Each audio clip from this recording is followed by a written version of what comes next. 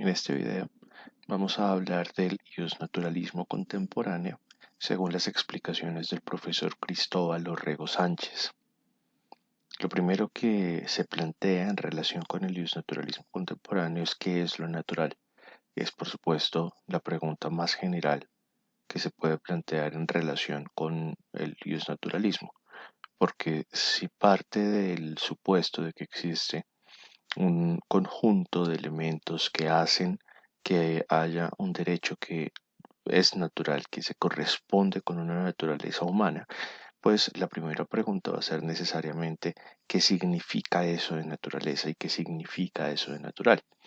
Ahora bien, esta situación pues tiene unas connotaciones importantes porque el concepto de natural es una expresión polisémica, es decir, es una expresión que puede significar distintas cosas, puede significar distintas ideas, dependiendo de cuál sea el nivel de la realidad en el que nos encontremos. Podemos estar en un nivel físico, en un nivel moral, en un nivel político, en un nivel tecnológico. Bueno, lo natural podrá variar dependiendo de a qué nos estemos refiriendo y por qué cosas nos estemos preguntando. Esto nos pone frente a una serie de problemas específicos que el derecho natural tratará de responder o que más bien se necesita responder con el fin de que posteriormente pueda construirse una teoría del derecho natural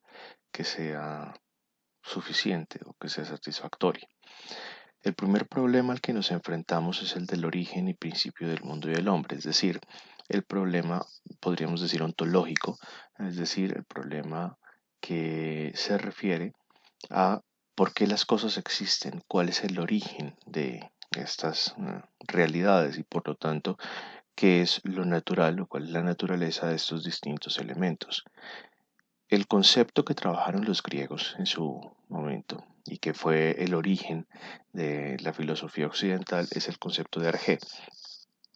El arjé viene a ser como el origen, el fundamento, la causa general de todo lo que existe. Y pues el pensamiento respecto de este concepto es básicamente el inicio de la filosofía occidental en la medida en que se comienzan a preguntar estos filósofos por razones y por cadenas de causalidad que justifiquen que existan distintas cosas a partir de ese elemento que les da origen. Es un primer paso o es como el primer momento, al menos el primer momento registrado en que la humanidad comienza a preguntarse por causas y por cadenas de causalidad, dejando de lado los relatos mitológicos y los símbolos que se utilizaban y pues que todavía utilizamos, pero que responden a necesidades diferentes, ¿no? Una cosa es la expresión narrativa de ciertas realidades y otra cosa es la explicación causal de esas realidades. La filosofía entonces comienza a preguntarse por el arjé, por las distintas causas y por lo tanto a separar lo narrativo del conocimiento natural, del conocimiento del mundo. El primer ejemplo, el primer filósofo que plantea una teoría en relación con esto es Tales de Mileto, que consideraba que la Tierra era una isla que flotaba como un leño sobre un océano infinito de agua, posiblemente. Y esto significa para él que el agua es el arjé, es decir, el agua va a ser el elemento que le da origen a todo lo demás, porque es sobre el que descansan los demás elementos.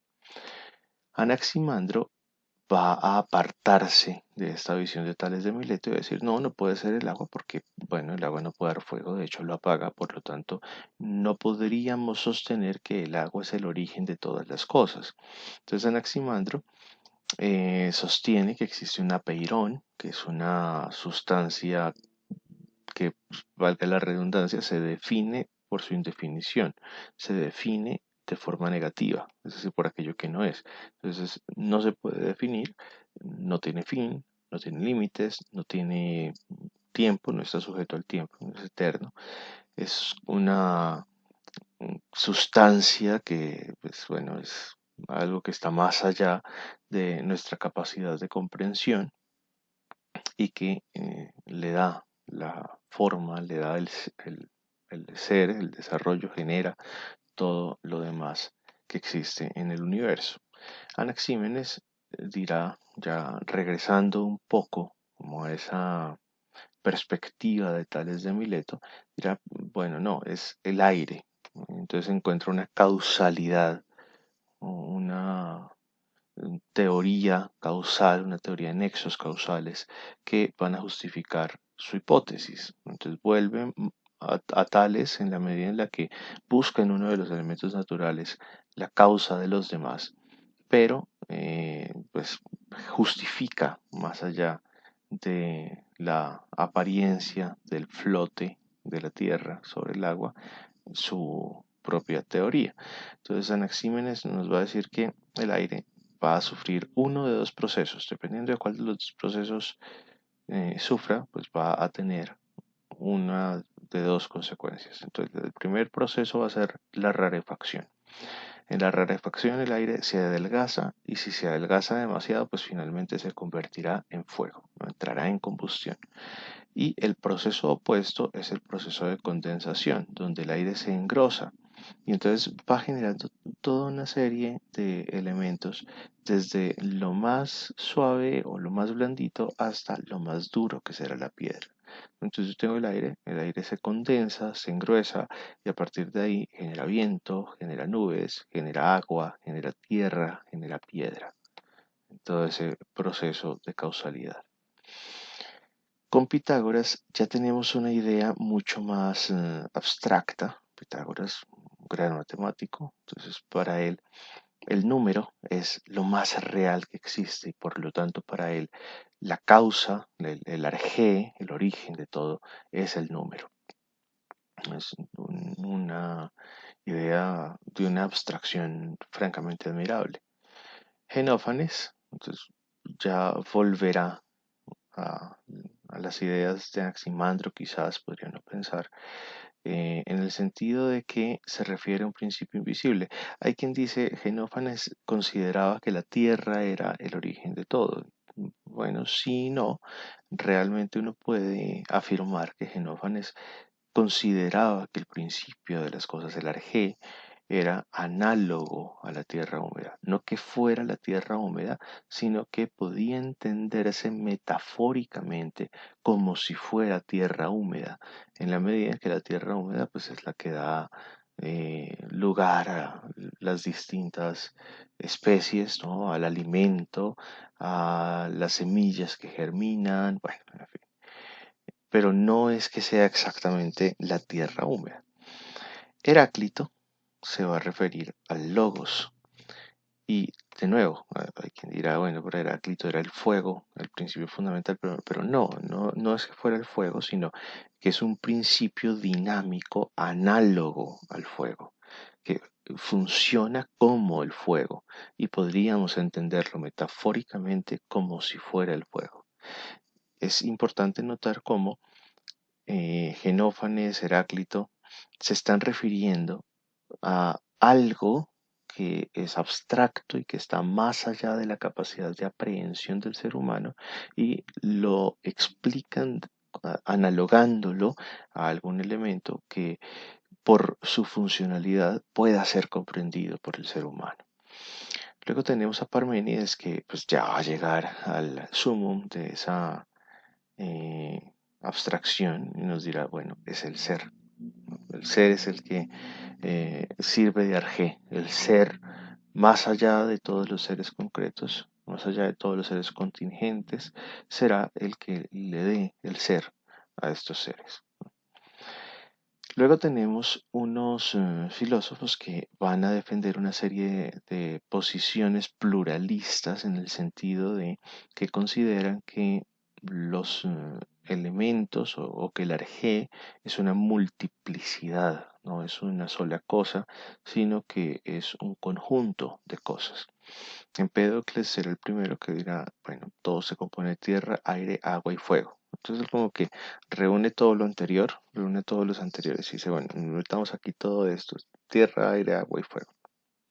Anaxágoras nos dirá, bueno, no, cuatro es como muy poco, realmente es una infinidad de componentes, es muchísimo lo que yo puedo encontrar que se combina y al combinarse genera distintos elementos, distintos cuerpos, distintas sustancias quizás. Bueno, y Demócrito y Leucipo nos hablarán de átomos, que yo no estaría tan seguro de que el concepto de átomo de Demócrito y Leucipo coincida del todo con nuestro concepto contemporáneo de átomos. Posiblemente podría coincidir con nuestro concepto contemporáneo de partícula subatómica, pero en cualquier caso a lo que se refieren es a que existen elementos muy pequeños, que son muchísimos, y que combinados entre sí dan lugar a la existencia de cosas, digamos, de mayor tamaño.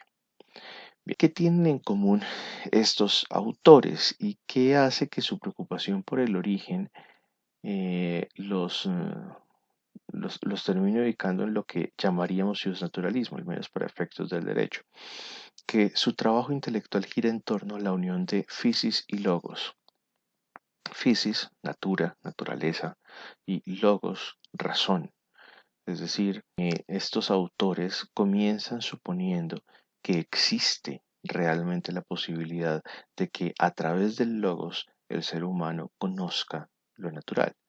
Y lo plantean en oposición, no en oposición enemiga, pero sí en oposición alternativa a lo puramente narrativo.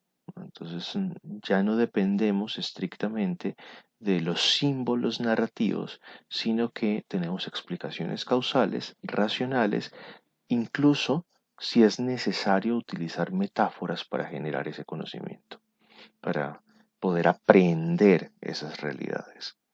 Ahora, esto, como todo, por supuesto, es corruptible y posiblemente una de sus mayores corrupciones ha estado en el extremismo racionalista, ¿no? Muy expresado en el positivismo radical y en el neopositivismo del Círculo de Viena, que han tomado ese rechazo de lo narrativo hasta extremos francamente insospechados. Han convertido lo narrativo, lo simbólico, en enemigo de lo racional, de lo causalmente explicado, así sea en términos metafóricos. Y entonces, pues han procurado, yo creo que sin mucho éxito, pero han procurado expulsar las explicaciones metafísicas, han procurado expulsar las explicaciones teológicas y en muchos casos esto ha generado vacíos en las teorías, porque en últimas esos dos modos de conocer del ser humano pues son totalmente complementarios. Tratar de hacer filosofía y tratar de hacer ese tipo de aproximaciones racionales no experimentales, pues es muy complicado si no se tienen en cuenta elementos que no son experimentalmente demostrables. Y pues bueno, eso obviamente ha generado problemas y ha generado rechazos, ¿no? Bien, un, un problema que vale la pena señalar respecto de estas posiciones racionalistas extremas es que parten de un presupuesto metafísico. El hecho de sostener que lo único que existe es lo material, ¿no? Que es lo comprobable, además, experimentalmente, y que lo único racional es lo que es susceptible de ser demostrado positivamente, o sea, de forma mensurable, pues esto es una asunción metafísica. Entonces, están asumiendo que el universo es de una forma específica, que el universo es de tal manera que solo existe lo material y solo es racional lo positivamente demostrable. Esa es una asunción metafísica. Pero entonces esa asunción metafísica es de imposible demostración, según los mismos criterios de este racionalismo radical. Entonces, es algo así como si este racionalismo extremo tomara una posición metafísica y rechazara cualquier otra posibilidad, rechazara cualquier otra alternativa de comprensión metafísica del universo, y su respuesta simplemente es pues, porque yo lo digo. ¿No? Porque es imposible demostrar que la asunción metafísica de ese positivismo es real. Y de hecho, cuando se somete a un análisis filosófico, pues termina tambaleándose bastante, termina bastante resquebrajado. Bien, el naturalismo contemporáneo, en todo caso, pues sin llegar a esos extremos, o es importante evitar caer en esos extremos, trata de mantener esa confianza en que el logos puede conocer la fisis y puede darle sentido, puede comprender su orden y puede darle taxonomías que sean funcionales en la medida en que realmente reflejan lo que hay ahí afuera. Esto nos lleva a la siguiente cuestión, que es la cuestión antropológica, que se refiere a cuál es el lugar que ocupa el hombre, cuál es el lugar de la dignidad y cuáles son los límites de la dignidad del ser humano. La primera respuesta que podemos encontrar es la de Protágoras, que sostiene que el hombre es la medida de todas las cosas. Y en esta medida lo que sostiene es que no pueden existir límites, no puede derivarse limitaciones para la mente humana y por lo tanto para la voluntad humana a partir de realidades naturales precedentes, porque el ser humano tiene un poder absoluto de disposición. Si el ser humano es la medida de todas las cosas, pues esto significa que su capacidad dispositiva no tiene límites.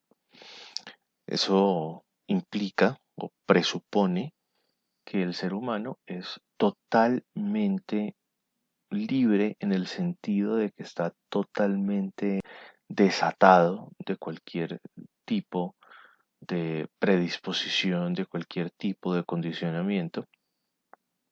Y la respuesta extrema posiblemente es la del materialismo, que en nuestros días pues tiene una expresión bastante importante en el marxismo y hoy en día quizás más en el evolucionismo ideológico, que sostiene o considera que el origen exclusivo, y es importante ese adjetivo, el origen exclusivo del ser humano es la evolución. ¿Por qué es importante este adjetivo? Porque cuando veamos en un momento la proposición clásica, veremos que para los clásicos eso no es necesariamente incorrecto, pero sí es incorrecto el adjetivo. O sea, que el origen de lo humano se considere como exclusivamente fruto de ese proceso evolutivo, pues bueno, es como que queda un poco coja la mesa, en opinión de los clásicos.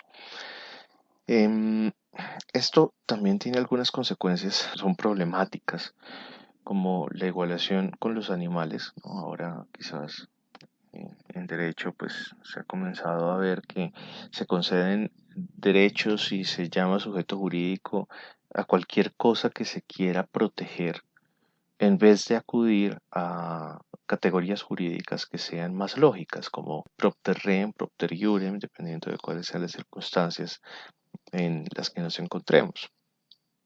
Y pues esto termina significando que desembocamos en una situación en la que tenemos sujetos jurídicos que no tienen capacidad de acción, no tienen responsabilidad, pero son sujetos de derecho. Es totalmente disfuncional desde una perspectiva jurídica, con el interés posiblemente de hacer justicia o de actuar de forma moral. Pareciera que ese es el interés de las cortes, pero con una técnica jurídica nefasta. La otra consecuencia que esto puede llevar es que como el ser humano pues termina siendo igual que los animales, es perfectamente posible que haya una disponibilidad de los débiles. En general, la gente no suele recordar que uno de los primeros defensores de los derechos animales fue Adolfo Hitler. Y es evidente que para él en la jerarquía de la existencia, pues primero estaban los arios, luego estaban los animales de los arios, bueno, quizás estaban otras razas, antes los animales de esas otras razas y luego los judíos. Y pues bueno, una mascota de un judío seguramente valdría menos de un décimo de lo que valdría el judío para este sistema. Entonces, esta capacidad de disponibilidad del ser humano que no puede defenderse, pues es una consecuencia bastante consecuente con las expresiones materialistas. La posición que uno podría considerar intermedia es esa posición clásica, equilibrada, que reconoce un ámbito de libertad del ser humano dentro de un entorno de determinación, de suerte tal que esos dos elementos tienen que convivir. Por eso las posiciones de Platón y Aristóteles giran en torno a que hay una unión de espíritu y materia. Por eso sostienen, y es importante notar cómo estas dos posiciones son una asunción de estas dos, o sea, ¿no? Estas dos posiciones son una asunción del materialismo y del relativismo de Protágoras, o del libertarismo de Protágoras más bien, pero puestas en armonía o forzadas por lo menos a estar en una tensión dicotómica.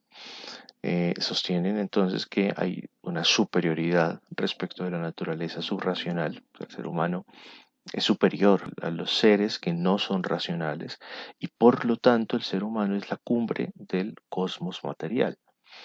Esto pues en buena medida es Protágoras.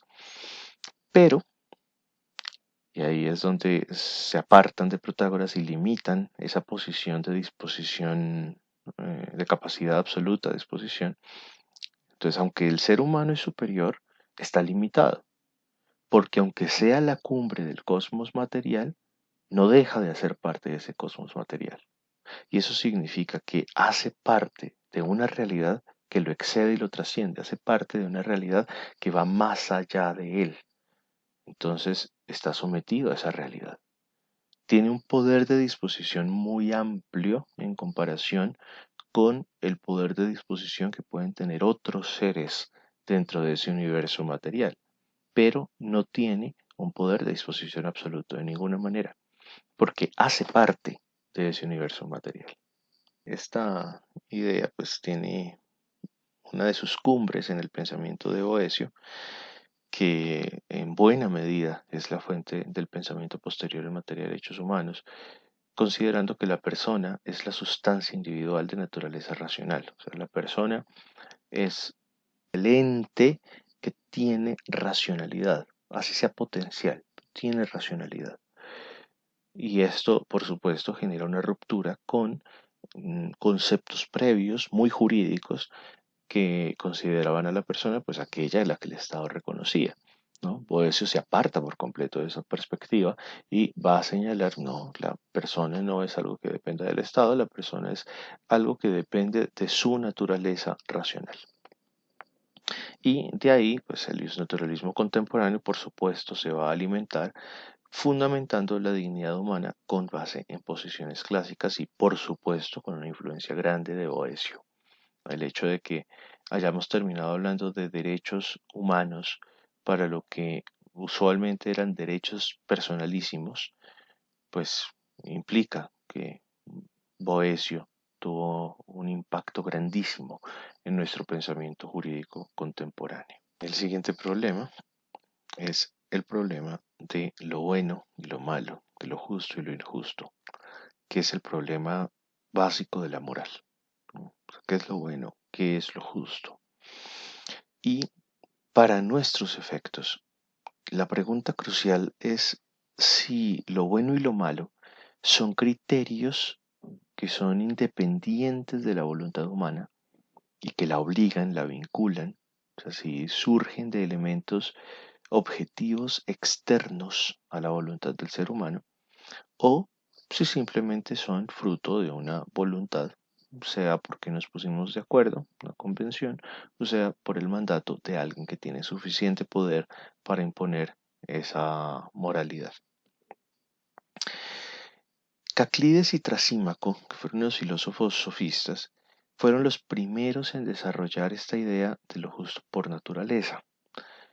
Y la intención con la que ellos lo plantearon fue con la de poder criticar las leyes de la ciudad, o sea, poder criticar las leyes que se encontraban vigentes en un momento específico. Porque claro, si yo asumo que que la moralidad es puramente subjetiva, es puramente fruto de una voluntad, sea convencional o sea por autoridad, pues en últimas yo no tengo más criterio que el derecho positivo. Lo único que puedo hacer es decir, bueno, esto está vigente y pues si tengo suficiente poder para desconocerlo, lo desconozco, si es que me parece que debe ser así, pero no existe ningún elemento de convicción racional a partir del cual se pueda criticar esa legislación. O sea, no hay ningún elemento para decir esta legislación está bien o está mal si mi asunción es que esto de la moralidad es puramente una cuestión de convenciones. Bueno, entonces ellos son los primeros que van a hacer ese planteamiento con el fin de poder hacer ese tipo de críticas. ¿De dónde surge esta pregunta que se convierte en una pregunta súper fundamental, generando todo el campo de la filosofía moral? En el encuentro de los pueblos. Cuando dos pueblos se encuentran, ¿no? O sea, hay guerra, usualmente se encontrarían por el comercio, pero pues el otro gran medio de encuentro entre pueblos es la guerra. Es perfectamente posible que un pueblo cometa actos o que un gobierno cometa actos que son legales, pero que repugnan. Y entonces, ¿existe alguna razón por la que se pueda sostener o se pueda señalar la injusticia de esos actos si es que son legales? Porque entonces, si no existe un criterio externo y objetivo, pues como que yo me veo obligado a reconocer que lo que esa otra parte está haciendo, pues es aceptable. Así a mí me disgusta, pero pues no existe ninguna razón para criticar su derecho positivo. Pero obviamente esas emociones que surgen frente a lo injusto están presentes en el ser humano y son como una brújula moral frente a ese tipo de actos y es algo que pues, está bastante presente a nivel universal.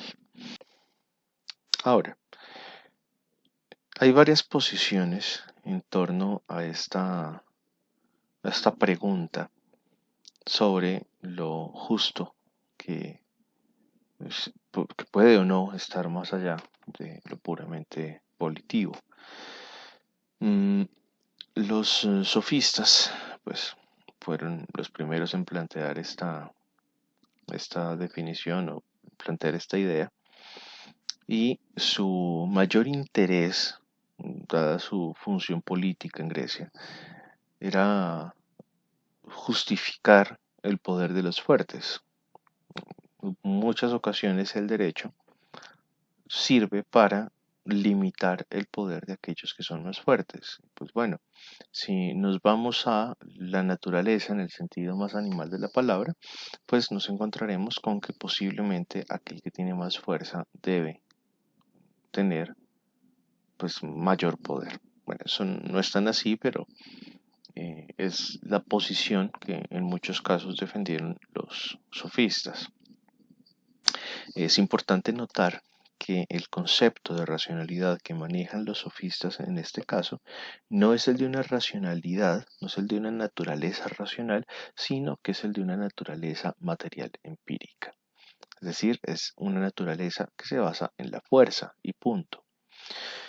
La siguiente posición es la de los clásicos, Platón, Aristóteles, Sócrates. Ellos usan el concepto de lo justo natural aceptando que existen elementos de lo natural o elementos de lo justo que son convencionales y hay elementos de lo justo que son naturales. O sea, sí es cierto que hay un margen de justicia que depende de las convenciones, depende de las prácticas en las que pues incurra legítimamente una sociedad. Pero de la misma manera existen unos elementos de justicia que exceden esa capacidad volitiva. Hay unos elementos de justicia que son provenientes de la naturaleza. Y esa naturaleza no es la naturaleza material empírica de los sofistas, sino que es la naturaleza racional. ¿Por qué? Porque lo propio del ser humano es ser racional. O sea, los bonobos, los orangutanes, los chimpancés, todos ellos comparten muchos elementos con nosotros. Lo que nosotros tenemos de especial, lo que nos hace humanos y por lo tanto lo que configura la naturaleza humana, propiamente humana, es la capacidad de ser racionales, la capacidad de acceder al logos. Y eso implica que al derivar o al alcanzar ese logos podemos derivar una serie de comprensiones de esa realidad metahumana, si se quiere, que es capaz de vincular al comportamiento, a la conducta del ser humano, de tal suerte que a través de esa razón dialógica y discursiva se encuentra finalmente que se conocen algunas exigencias de la justicia, es decir, algunas exigencias de lo bueno que no dependen de la voluntad humana, pueden ser conocidas por la voluntad humana, o más bien pueden ser conocidas por la razón humana, y la voluntad humana queda vinculada al cumplimiento de esas categorías, esas reglas. A este empirismo de los sofistas y a este naturalismo clásico racional se les oponen el escepticismo y el relativismo moral, que serán posiciones que sostendrán, bueno, es imposible saber qué es lo correcto, ¿no? O definitivamente lo justo es puramente convencional. No existe nada más. Solamente hay convenciones y punto. Será el relativismo. Esas dos posiciones, pues bueno, pueden generar muchos problemas, obviamente, mm, pero se oponen a estos dos tipos de naturalismo, el racionalista y el empirista, en la medida en la que sostienen que ninguno de los dos es capaz de alcanzar ninguna estructura, ninguna objetividad ética, porque sencillamente, pues bueno, o no existe o no es posible alcanzarla. El logos humano no da para tanto, sería la posición de ellos. Mm, Ahora bien, en nuestros tiempos tenemos posiciones filosóficas que tratan de establecer, que tratan de encontrar criterios éticos que sean racionales, ¿no? Y que vayan más allá de lo puramente convencional. Y esto los sitúa, al menos en armonía, con el naturalismo clásico, que a veces pareciera que es un término al que la gente le tiene miedo, pero pues nada, o sea, como posición filosófica, francamente continúa y continúa con mucha fuerza, que se puede constatar cuando uno verifica la cantidad de posiciones filosóficas que buscan, que tratan de establecer, que tratan de encontrar esos fundamentos éticos que excedan las convenciones. En estos eventos pues tendremos unos criterios éticos de convicción racional, eso es fundamental, son criterios encontrables por la razón y que se sustentan en la convicción no sensitiva, sino en la convicción racional, y que por lo tanto se puede afirmar que no están sujetos a convención, porque están sujetos a descubrimiento, no a votación, no al capricho de las masas ni de el soberano. Y pues bueno, a pesar de que, como decía hace un momento, tienden a evitar el uso de conceptos como naturaleza y como naturalismo, lo cierto es que utilizan conceptos o utilizan términos que comparten el mismo concepto de fondo.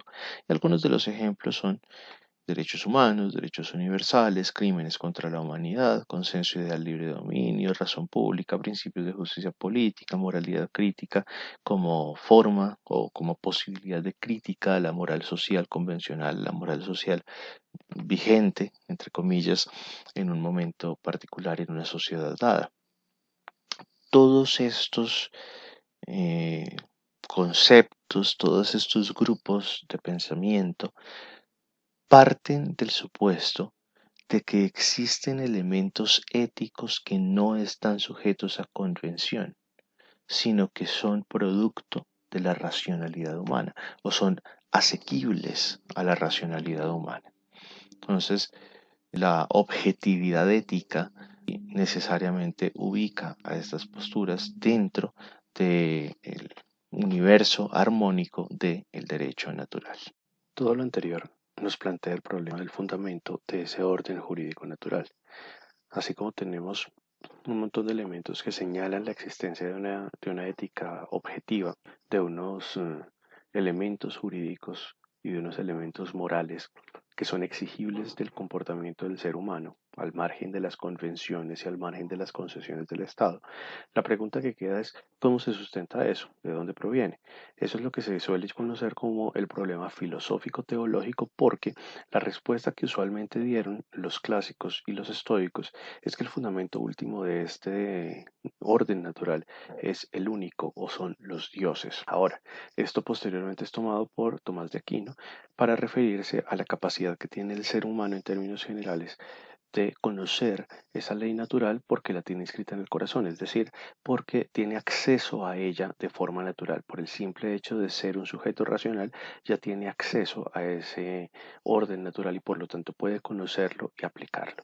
Que además es una idea, pues no solamente semita, no solamente bíblica, sino también que está presente en Cicerón y que ha hecho parte de las ideas estoicas y de las ideas clásicas desde muchísimo tiempo atrás. Hay posiciones que se apartan de las posiciones clásicas y estoicas en la medida en la que buscan sustentar la existencia de exigencias jurídicas y de obligaciones éticas objetivas sin acudir a un fundamento trascendente. El problema de este tipo de posiciones es que en el fondo se terminan quedando sin sustento, porque es muy complicado tratar de sustentar una ética objetiva sin un fundamento ontológico que le permita ser objetiva como tal. Pero en todo caso, pues hay algunos autores que intentan defender la existencia de estos elementos éticos fundamentales, de esos elementos éticos que son exigibles objetivamente y que no dependen de convención sin acudir a sustentos teológicos para los mismos. Este problema, a su vez, se expresa en otro problema, que es el del fundamento moral y de las explicaciones suficientes para las leyes humanas, es decir, la pregunta por no solamente que sustenta la existencia de exigencias éticas objetivas, sino adicionalmente qué requerimos para que las normas humanas, el derecho positivo, esté suficientemente sustentado. Y entonces la primera idea que se nos plantea es la obligatoriedad moral de las leyes humanas, es decir, necesito que las leyes humanas sean moralmente exigibles, es decir, que el sujeto esté moralmente obligado a cumplir con las leyes humanas, porque de otra manera, pues finalmente se terminarían quedando sin un sustento para poder ser exigibles, al menos en términos de exigencias y reproches. Es decir, si yo no tengo un fundamento moral que fuerce al sujeto a cumplir las reglas morales, no tengo una dimensión normativa y la aplicabilidad de la norma se reduce entonces a la fuerza, a que haya suficiente poder para imponerla. Y pues esa es la crítica justamente que Hart le planteaba a Austin, en el sentido de que pues si lo único que yo tengo es una orden respaldada por amenazas, no puedo diferenciar la norma de la orden que me da un atracador. No hay ninguna posibilidad de hacerlo. Entonces, necesito un fundamento ulterior, y es justamente ese fundamento trascendente que plantean los estoicos y los clásicos, que me permita sustentar la obligatoriedad moral de esa norma. Y esto implica pues que en conciencia esté vinculada con la justicia y la ordenación del bien común. Esto de en conciencia es bastante importante porque de nuevo nos devuelve a la ética de las virtudes aristotélica, que es la misma idea de la ley de Dios inscrita en los corazones de que habla San Pablo y de que habla Tomás de Aquino. Ahora, Otra idea en torno a esta justificación de las leyes humanas es que para comprender el sistema jurídico es necesario superar la descripción normativa y llegar a las valoraciones éticas y políticas, que es el gran debate entre Hart y Dworkin respecto de si yo puedo tener una teoría jurídica que sea puramente descriptiva o si necesito una teoría jurídica que sea descriptiva y justificativa, es decir, que al tiempo que explique cómo funcionan las normas, me permita analizar si esas normas están bien construidas o no. Esta descripción normativa podríamos cambiarla si lo pusiéramos en términos de Hart por descripción de las reglas, ¿no? Y las normas pues entonces tendrían que extenderse a la consideración moral, consideración ética y a la consideración política, que serían elementos metajurídicos que alimentarían ese sistema jurídico normativo. Otra cuestión que surge al respecto es la comprensión del sistema procesal. Si en la ejecución del sistema jurídico, es decir, en los procesos judicatorios o adjudicatorios, como los llaman algunos, en español serían más exactamente judicatorios, si la actuación de la judicatura es una actuación que está sujeta y debe tener en cuenta también las reglas morales. Esta pregunta, en últimas, tiene que ver con si los juzgados y las cortes y los tribunales deben tener la posibilidad de considerar elementos morales para efectos de determinar el sentido de esos fallos, o si simplemente deben aplicar las leyes. Esto plantea la cuestión de en dónde se ubica el debate moral. Es decir, el ser humano, pues, como es un sujeto racional, como es un ser racional, va a racionalizar sus percepciones morales y va a hacer la mejor articulación que puede. La pregunta sería si esa articulación debe darse en el Congreso o si esa articulación debe darse en las Cortes. Pareciera que la opción que se tome depende también del sistema procesal que se tenga. En el sistema continental, en general, las discusiones morales se llevan a cabo en los congresos, en los parlamentos. En cambio, en el sistema anglosajón, en general, aunque eso también ha ido cambiando bastante, las discusiones morales se sostienen en las cortes, y las cortes son las que aplican los juicios de moralidad respecto del comportamiento de los sujetos para determinar si crean o no, o si establecen en un sentido o en otro una regla de derecho específica.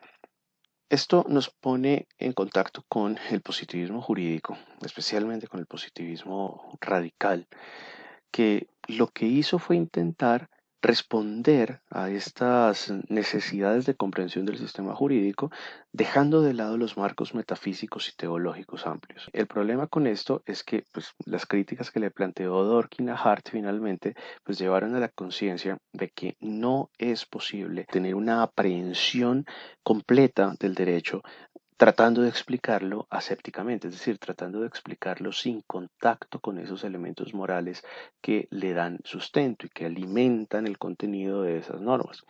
Y esto pues ha llevado a que el positivismo contemporáneo sea más un positivismo suave, que es un concepto que después Hart desarrollaría en alguna medida como asunción de las críticas que Dworkin le planteaba, en el sentido de que si bien es cierto que hay que dar preponderancia a la norma como es establecida en el derecho positivo, también es importante considerar la legitimidad moral de esas normas y por lo tanto también la legitimidad moral de obedecer la justicia en los procesos, de considerar las reglas morales, es decir, las reglas de justicia en la aplicación directa de las normas por parte de los tribunales. Y esto pues entonces tiene por consecuencia que incluso dentro del positivismo contemporáneo uno encuentra que las leyes injustas, o bueno, por lo menos las leyes excesivamente injustas, ¿no? Cuando alcanzan niveles de injusticia que rompen la racionalidad del sistema, pues entonces deben ser desobedecidas porque no es exigible que se dé aplicación a unas normas que se salen por completo de la moralidad, que se salen por completo de esa capacidad racional del ser humano. Y entonces, pues esto conlleva que la descripción no valorativa, o sea, la descripción puramente descriptiva de las normas es válida solamente hasta cierto punto. El positivismo señala, y con toda razón, que para poder hacer una crítica adecuada de las reglas, yo necesito hacer primero una descripción de ellas. Yo no puedo criticar algo cuyo contenido no es establecido de forma completa, porque entonces muy probablemente estaría cayendo en la crítica de un hombre de paja, estaría criticando otra cosa, no aquello que supuestamente pretendo criticar. Esta cuestión de la moralidad, pues hablaba hace un momento de la racionalidad, eso de nuevo nos conecta con Cicerón, nos conecta con Tomás de Aquino, nos conecta con Séneca, nos conecta con San Pablo. Son ideas que unen siempre esa moral humana, en cuanto a leyes naturales humanas, con la racionalidad intrínseca del ser humano. Entonces, una ley que es injusta, primero es ineficiente, deficiente adicionalmente. ¿Por qué? Pues porque tiene menos racionalidad, es una regla inmoral, por lo tanto es una regla irracional, no tiene autoridad moral y por lo tanto tiene poca capacidad de convencimiento para la población y por lo tanto genera una alta probabilidad de desobediencia civil en ciudadanos honrados.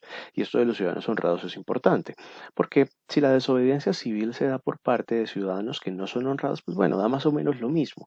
Y en principio, si nos acogemos a la capacidad clásica del ser humano de acceder a esas reglas morales porque tiene acceso a esa razón o porque las tiene escritas en el corazón, entonces en general la gente trata de comportarse de forma correcta, dentro de marcos adaptativos, pero la gente trata de comportarse de forma correcta.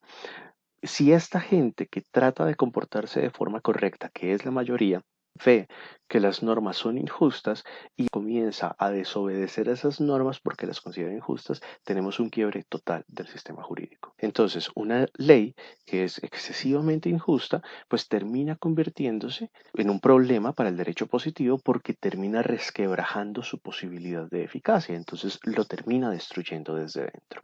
Finalmente, todo esto nos lleva a un conjunto de conclusiones que señalan lo que ya habíamos hecho notar en el sentido de que hay muchas teorías que buscan un fundamento naturalista, es decir, buscan fundamentos que son en últimas de objetividad ética para sustentar elementos jurídicos que posteriormente pues, se procura incorporar en el sistema jurídico positivo. El mejor ejemplo de esto, sin duda alguna, es el de los derechos humanos, que proviene de una equiparación de la persona al ser humano.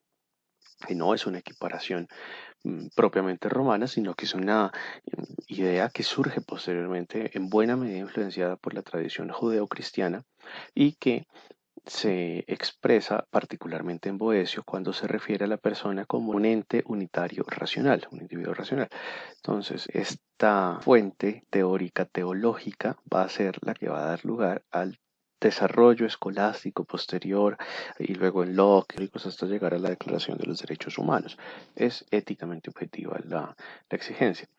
Ahora bien, todas estas escuelas de pensamiento coinciden, a pesar de que tengan diferencias entre sí, coinciden en la existencia de principios que son objetivos, primero que todo, pero además que son conocibles, son cognoscibles, podríamos decir, por sí mismos. Son cognoscibles por todas las personas de buena voluntad, en la medida en la que todas las personas tienen acceso al menos a ese nivel primario de conocimiento de qué es lo correcto y qué es lo incorrecto, de forma instintiva, es una especie de instinto que permite que la gente se comporte de forma adecuada en sociedad. Ahora, hay algunos principios, sostendrán preceptos secundarios que son asequibles a los sabios y preceptos terciarios que son asequibles a los prudentes. Básicamente, pues son principios que se derivan a través del estudio lógico, sistemático de esos primeros principios y que permiten lograr niveles de abstracción y niveles de complejidad más elevados a partir de la profundización activa en esos primeros principios. Ahora bien, de aquí se deriva una existencia de naturalismos periféricos o naturalismos secundarios, siempre y cuando se cumplan dos requisitos. Primero, que haya una objetividad ética, es decir, necesitamos que sea una doctrina que directa o indirectamente sostenga que existe una ética objetiva y que sostenga que la voluntad humana está sujeta a ese criterio moral, a esa objetividad ética. Y pues aquí él en algún momento incluso llega a incluir a Hart como miembro de un naturalismo periférico, porque es que en efecto, en la medida en la que se termina aceptando la incorporación de valores y niveles exigibles de justicia para la aplicabilidad de el ordenamiento positivo, pues terminamos con que existe una objetividad ética y terminamos con que la voluntad humana debe someterse a esa objetividad ética. La segunda parte del trabajo del profesor Cristóbal Orrego se centra en la exposición de las ideas de algunos autores particularmente relevantes en el campo del derecho natural contemporáneo. Y bueno, en primer lugar, pues se hace la explicación de que lo que él considera un justnaturalismo contemporáneo es aquel que se ha desarrollado con posterioridad a los años 70, que coinciden en una serie de elementos que hacen más o menos unitario, más o menos unívoco este justnaturalismo. En primer lugar, pues la indicación de que esa distinción entre justnaturalismo y positivismo, especialmente el positivismo decimonónico, heredero de Comte, heredero de John Stuart Mill, pues es obsoleto, ¿no? Francamente, a estas alturas de la vida, pues sabemos que el conocimiento positivo es importante, es fundamental, pero es insuficiente para explicar la experiencia humana. Y entonces plantean estos autores en general una recuperación del justnaturalismo de raíz aristotélica. Y eso es particularmente importante en términos de ética de las virtudes, que es lo que llamaría Marco Aurelio en las Meditaciones el guía interior, que sin duda alguna es a lo que se refiere Dworkin cuando está hablando de la aproximación protestante al derecho y en general del principio de integridad, del derecho como integridad. Junto con esto, defienden el naturalismo del ataque de hombres de paja, que es algo bastante común en este tipo de discusiones, ¿no? Es muy sencillo tomar una parte por el todo o inventarse categorías que no son las que sostienen aquellos con los que se está debatiendo y comenzar a atacar eso. Estoy atacando una caricatura de la idea. Entonces, se han dedicado también en alguna medida a señalar algunas caricaturas que se han hecho del derecho natural que pues no son lo que el naturalismo sostiene de ninguna manera y pues dan respuesta a ellos señalando esos hierros lógicos. Junto con esto plantean una forma de comprender la tradición, ojo, en términos gadamerianos, la tradición no simplemente en el sentido de costumbre o de cosas que acostumbramos a hacer, sino tradición en el sentido de elementos arquetípicos que nos han sido transferidos de generación en generación. Eso excede por mucho el concepto de costumbre, al menos en términos de consuetudinariedad. Hay una diferencia en la que casi nunca se profundiza entre mos, moris y consuetudo, consuetudinis en latín. La mos es la costumbre de los ancestros, mientras que la consuetudo es la costumbre nuestra. Cuando nos referimos a la tradición, en buena medida nos estamos refiriendo a esa costumbre de los ancestros, entre comillas, que es costumbre de los ancestros en un sentido simbólico, porque en el fondo lo que quiere decir esto es que es un orden trascendente que nos ha sido entregado. Por eso es tradiciones, tradido, así como en derecho civil. Cuando hacemos una tradición, lo que hacemos es una transferencia de algo. Cuando nos estamos refiriendo aquí a comprender la tradición, nos estamos refiriendo a unos valores que nos han sido entregados y que no han sido generados a partir de simples interacciones humanas, sino que tienen un contenido trascendente. A partir de esta comprensión de la tradición en ese sentido, entonces pues plantean formas de abordar los problemas que tenemos hoy en día, ¿no? Políticos, jurídicos, morales, problemas que requieren respuestas porque el ser humano pues necesita orientación teórica a ese respecto. Y sobre esta base hacer una renovación de los argumentos, un ajuste de los argumentos y un ajuste del lenguaje para que en la contemporaneidad funcione mejor. Nos va a plantear los distintos autores según el origen cultural que tengan. Va a comenzar con Francia, hablando de Michael Villey, que es un romanista y que por lo tanto pues va a tratar de retomar esa comprensión clásica del derecho como arte, el arte de lo bueno y de lo justo. Y sobre esta base va a señalar que el objeto del derecho es la cosa o la relación justa. Entiende el derecho en términos de relación, en términos de interacción y hace una separación muy interesante que luego va a tener influencia en otros autores entre el ius y la lex. El ius es el objeto de la justicia y el arte del derecho, la definición de Ulpiano, y por lo tanto no prescribe conductas. Esa es una posición muy interesante porque es extraña, al menos. El derecho no prescribe conductas, indica cosas, pero no ordena, no es imperativo en sí. Lo que señala es lo debido en una relación jurídica concreta, pero no determina, no prescribe la conducta del otro. Y entonces, sobre esta base, pues critica la noción de derecho subjetivo, que es la que me permite afirmar que alguien le debe a otro en términos de sujeción. Y entonces dice, bueno, esto es una invención de la época medieval tardía que no es la que corresponde a la idea de derecho natural en la antigüedad, no es la que corresponde a la concepción objetiva de lo justo. Y de hecho, ya se había dicho cómo cuando los escolásticos generan su idea de los derechos que son aplicables a todas las personas, terminan de alguna forma cambiando lo justo o quedándose en un punto intermedio entre lo justo como abstracción y la existencia de unos derechos subjetivos que son reconocibles a todos los sujetos humanos por el hecho de serlo. Y pues dan el paso hacia esa subjetividad de lo jurídico. Y entonces insiste Villey en que el derecho natural será lo justo por naturaleza, en los términos aristotélicos. Y sobre esta base, pues hace una diferenciación con la lex, que sí sería la regla que tiene por fin dirigir a las conductas. Entonces, el ius, ese análisis de lo jurídico, me señala objetos, me señala formas de ser de las relaciones entre los sujetos, mientras que la prescripción de la conducta me la dará la lex, que será propiamente el derecho positivo, lo que nosotros conoceríamos como derecho positivo. A su lado está Kalinowski, que es un lógico. Señala la continuidad de la moral y el derecho a partir de esa lógica deóntica. Es algo también interesante porque en la medida en la que asume la lógica deóntica, pues se aparta de la ética de las virtudes, acoge la ética deontológica y por lo tanto, pues su visión va a ser más prescriptivista y menos de guía interior. Entonces, en esa medida, pues Kalinowski va a decir, no señor, el objeto del derecho no es una cosa de vida, no es simplemente un señalamiento genérico de cuál es la conducta que una persona debe realizar en el entorno de una relación particular, sino que en efecto prescribe una acción. Y por lo tanto, el uso del modo imperativo en los documentos jurídicos, en los términos jurídicos, es perfectamente legítimo, porque la función del derecho es ordenar conductas. Es la discusión romanista en este caso, ética de las virtudes, ética deontológica en este caso, que no solamente pues, se expresa para estos efectos en el derecho, sino que por ejemplo es también la discusión teológica entre la moral de actos y la moral de actitudes, ¿no? Pero en cualquiera de los dos casos pues termina afectando cuál es la manera como los juristas entienden el derecho. En el mundo italiano, Orrego nos señala a tres autores.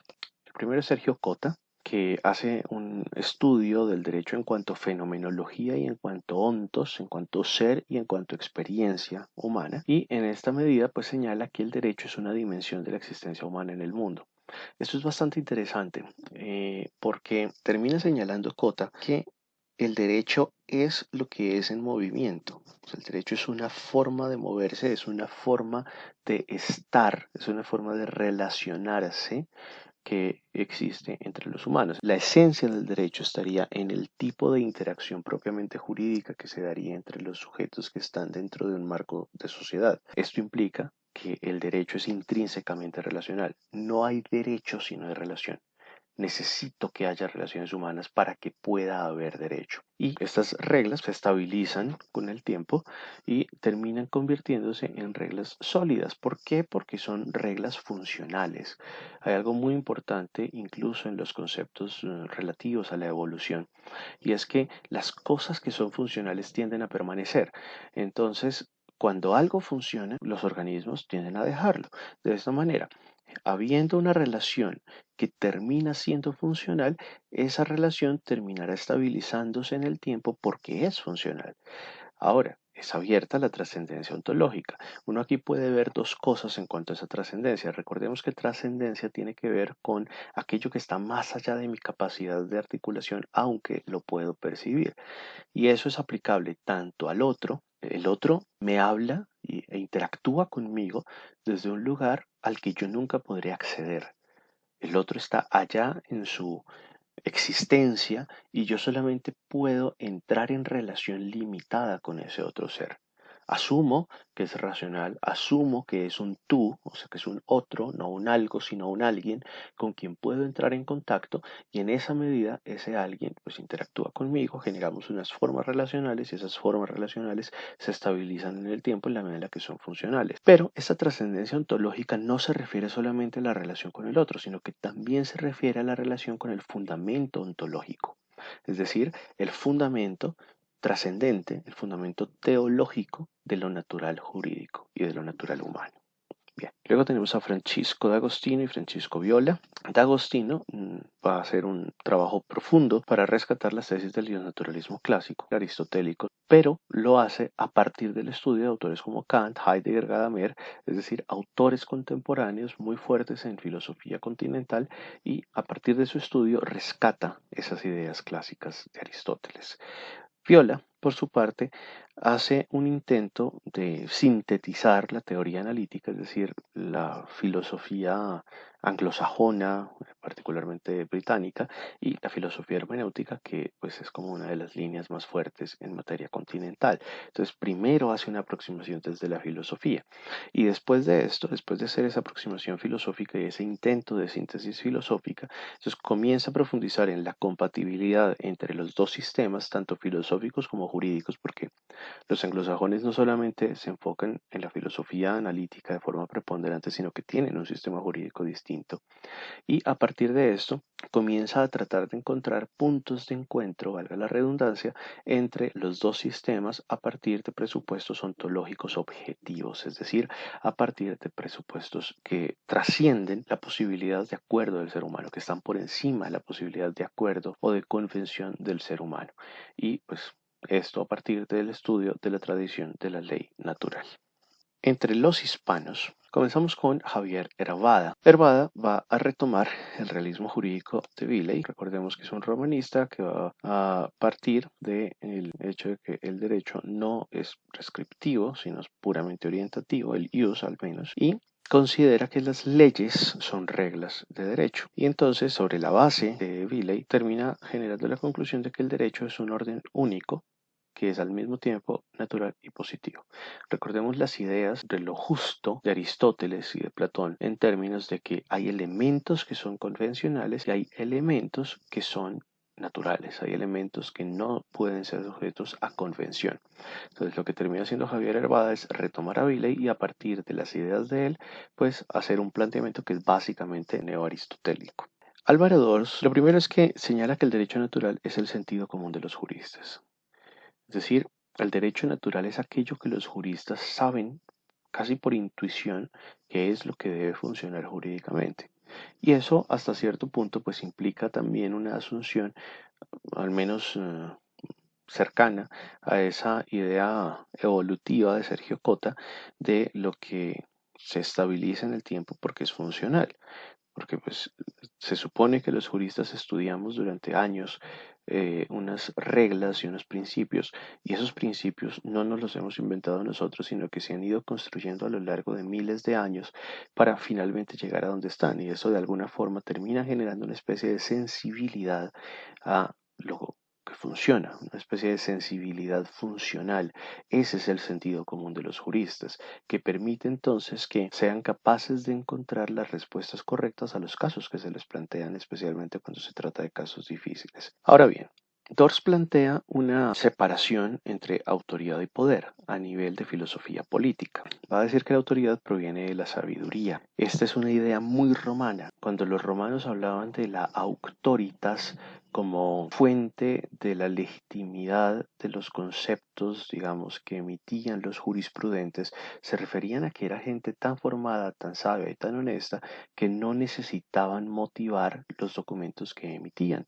Y en muchos casos estos jurisconsultos pues simplemente señalaban cuál era la respuesta correcta y ya el iudex se encargaba pues de hacer la aplicación correspondiente. ¿De dónde provenía esto? De la sabiduría. Y al igual que en ese momento romano, lo que nos va a decir Dors es que esa sabiduría que engendra la auctoritas proviene de la tradición, en el sentido ya explicado, del orden natural que vendría a ser percibido y de las reglas divinas. Y esta autoridad finalmente nos da legitimidad que se basa en el ius. En este sentido, pues se aproxima mucho también a las ideas de Villey.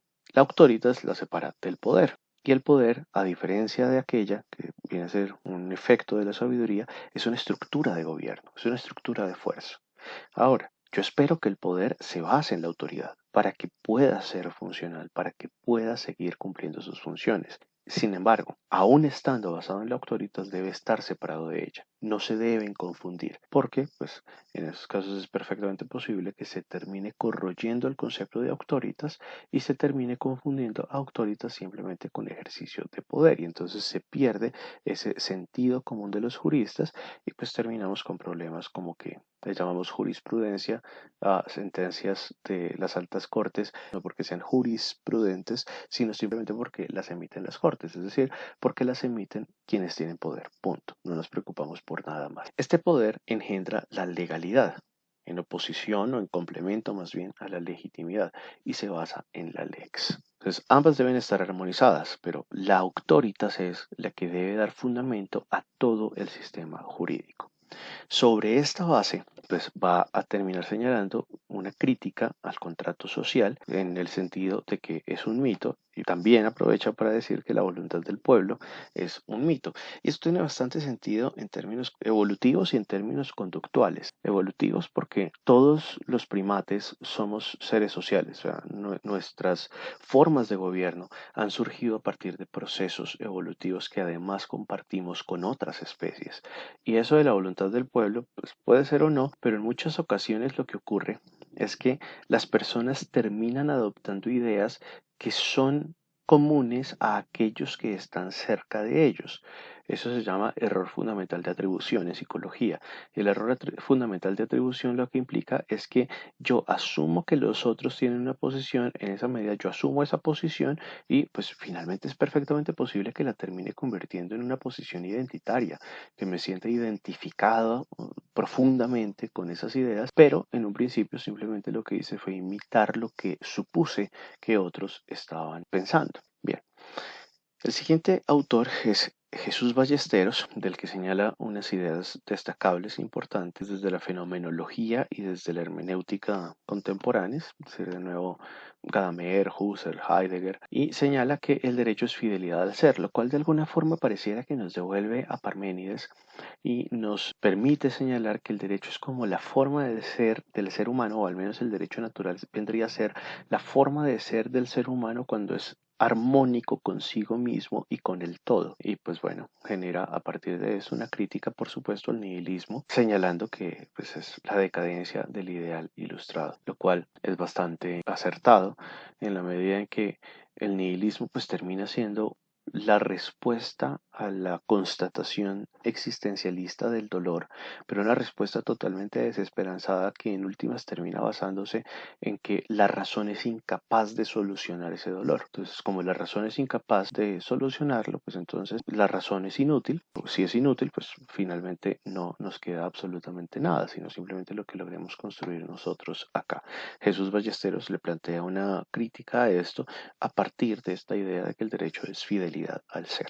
Por último, destaca Andrés Ollero, del que señala que hace un trabajo de justnaturalismo irónico y polémico en el que busca, a partir de llevar al absurdo los argumentos positivistas, criticar ese positivismo legalista y el laicismo militante fanático, que en muchas ocasiones ha tomado mucha fuerza, y se basa para hacerlo en la hermenéutica alemana. De nuevo, Gadamer, Heidegger, Husserl, pues tienen una influencia bastante grande en el desarrollo de las ideas de Andrés Ollero y en el desarrollo del pensamiento justnaturalista hispano. En el mundo germánico, en primer lugar vamos a tener a Joseph Pieper. En primer lugar, pues renueva el tomismo en Alemania, defiende la doctrina clásica de la ley natural, no solamente Tomás, sino por supuesto Aristóteles, y ha hecho escritos sobre justicia y prudencia y a partir de esto sobre la necesidad del sometimiento del Estado a límites éticos objetivos. Y eso es una pregunta bastante significativa, ¿no? Si el ser humano tiene unos derechos como individuo humano, tiene unos derechos que le son intrínsecos, el Estado no puede ni negarlos ni concederlos. Lo único que puede hacer legítimamente es protegerlos. Y lo otro que puede hacer es, aunque ilegítimamente, desprotegerlos o incluso perseguirlos.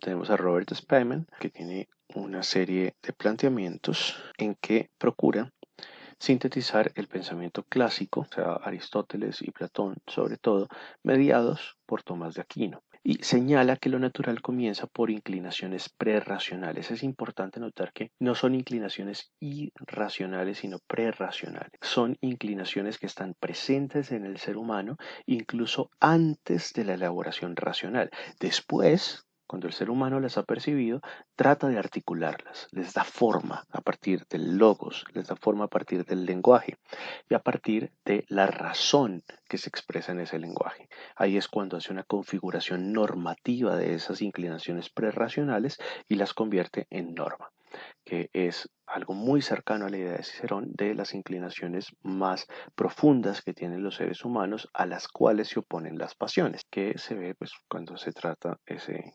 naturalismo clásico. Sobre esta base, dentro de su obra, Spyman genera una serie de críticas al relativismo radical, al nihilismo también, que pues en buena medida termina siendo bastante relativista, al consensualismo, tanto al consensualismo de la verdad, que sería como la idea habermasiana, y al utilitarista, que vendría a ser simplemente la expansión del bienestar general sin ninguna otra consideración.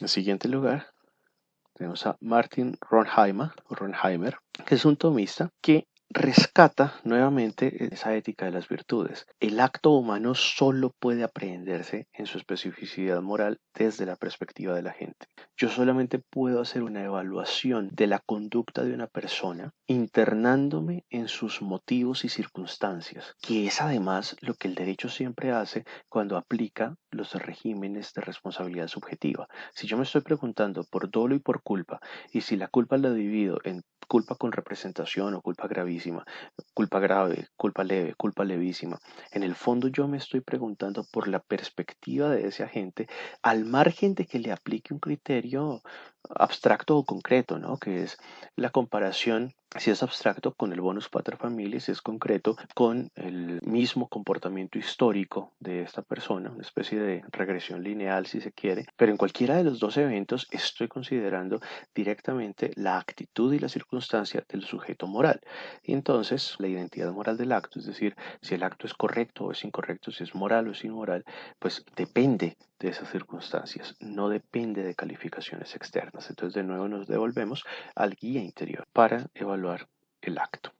En último lugar tenemos aquí a los autores anglosajones, de los cuales el profesor Orrego señala o destaca unos que tienen una influencia particularmente significativa. El primero es Alasdair MacIntyre. Una de las principales ideas de él es la de la existencia de versiones rivales de la ética. La primera es el racionalismo antiteológico, que pues es como lo que queda de la Ilustración, ¿no? Ese racionalismo ultrapositivista que pretendió en su momento desechar las explicaciones o los marcos teológicos y metafísicos amplios y quedarse con marcos teológicos o por lo menos metafísicos muy estrechos para el pensamiento racional. En segundo lugar, tendríamos las filosofías de la sospecha, especialmente fundadas por Nietzsche.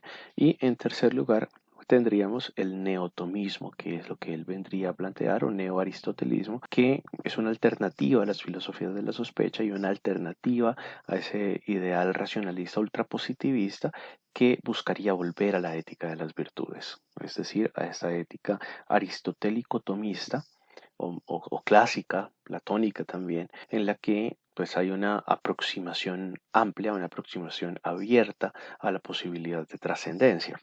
Con base en ese enfoque investigativo, ha procurado investigar la continuidad entre lo natural racional y lo natural como expresión biológica y cuáles son las relaciones que existen entre las condiciones biológicas del ser humano y su capacidad de percibir el orden trascendente de forma racional, o por lo menos de articularlo de forma racional. Del otro lado tenemos a Germain Grisez, que vendría a ser probablemente la escuela neoclásica del derecho natural, y va a señalar que lo natural no depende, no se desprende de premisas que describen la naturaleza humana, sino que se desprende de primeros principios intrínsecamente normativos y evidentes por sí mismos, que es la misma cuestión que, bueno, que señalaría Cicerón y la misma cuestión que se señalaba hace un momento, en cuanto a que no se trata simplemente de que se esté describiendo el comportamiento humano, sino que el ser humano tiene la capacidad racional de acceder acceder a principios que están por encima de él y por encima de su voluntad, y a los cuales debe sujetar su voluntad porque tiene la capacidad de conocerlos y que pertenecen a ese orden trascendente. Esos primeros principios ordenan al hombre hacia bienes humanos básicos hacia los que está naturalmente inclinado.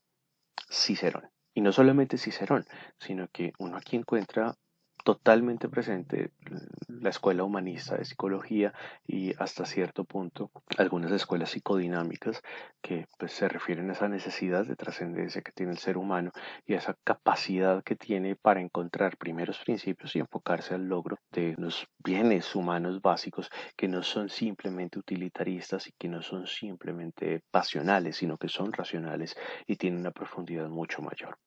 Continuadores de esta escuela neoclásica muy importantes son Joseph Boyle y John Finnis. Boyle articuló el principio de doble efecto, es un principio de razón práctica, es un principio de ética aplicada, que señala que un efecto malo puede causarse siempre y cuando, o podríamos decir más bien que siempre y cuando, sí, solo sí, no es buscado y el riesgo es proporcional. Es decir, yo puedo generar un perjuicio, puedo generar un daño solamente en la medida en que el riesgo de generar ese daño sea proporcional al beneficio que se va a buscar y que además yo no procure generar ese daño, o sea, que el daño se genere de forma inintencional. Podría plantearse en términos de que la culpa con representación, al menos para efectos morales, es eximiente suficiente de responsabilidad si nos encontramos con que el riesgo de generar el perjuicio era proporcional al beneficio buscado. Y esto es algo que se ha aplicado mucho en bioética, especialmente cuando se trata de la vida del naciturus y la madre, por ejemplo, tiene una enfermedad, cáncer, usualmente cuando se trata de cáncer pues es bastante sensible el asunto. Entonces, hay que aplicar quimioterapia. Existe el riesgo de que la quimioterapia mate al naciturus y sin embargo es moralmente legítimo hacerlo porque es muy probable que se cause un daño, que es la pérdida de una vida humana, la pérdida de la vida de un individuo humano, pero el potencial beneficio de salvar la vida de un individuo humano, junto con la no intencionalidad de causar la pérdida de la vida del naciturus, entre los dos, entre ese beneficio y esa no intencionalidad, permiten moralmente que se aplique el tratamiento, aunque finalmente el mal se cause. De otro lado tenemos a John Finnis que plantea unas formas básicas de lo bueno, aunque en su obra explica que puede haber otras, pero que son usualmente recombinaciones de estas que plantea acá. Y entonces estas formas básicas pues vienen a ser como los derechos más fundamentales o los elementos experienciales cuya asequibilidad es más elemental para el ser humano. La reflexión práctica, la vida, de hecho la vida pues es lo más fundamental porque sin ella no hay ningún otro derecho que pueda sustentarse, conocimiento, juego, experiencia estética, sociabilidad, amistad, muy Cicerón en ese aspecto, razonabilidad práctica y religión. Obviamente no se refiere a la religión necesariamente institucionalizada, pero sí a la experiencia religiosa del ser humano, que es una experiencia universal. Esos elementos, pues entonces terminan siendo los elementos básicos de la experiencia humana y los elementos básicos de la experiencia de lo bueno en la vida humana.